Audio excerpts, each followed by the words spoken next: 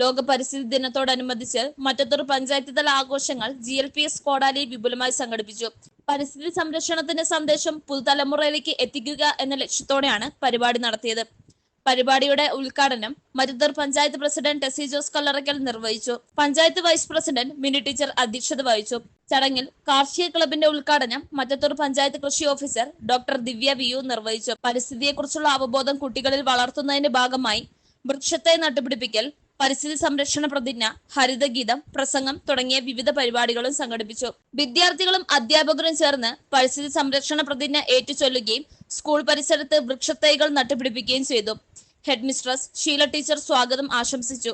PTA പ്രതിനിധികളായ Nandakumar, Reshma Vinayan എന്നിവർ ആശംസകൾ നേർന്നു. ശ്രീകുട്ടി ടീച്ചർ നന്ദി രേഖപ്പെടുത്തി. അധ്യാപകരുടെയും വിദ്യാർത്ഥികളുടെയും സജീവ പങ്കാളിത്തത്തോടെയാണ് പരിപാടികൾ നടന്നത്. പരിസ്ഥിതി സംരക്ഷണത്തിന്റെ സന്ദേശം സമൂഹത്തിന്റെ എല്ലാ തലങ്ങളിലേക്കും വ്യാപിപ്പിക്കാൻ ഇത്തരം പ്രവർത്തനങ്ങൾ സഹായകരമാകുമെന്ന് സംഘാടകർ അഭിപ്രായപ്പെട്ടു.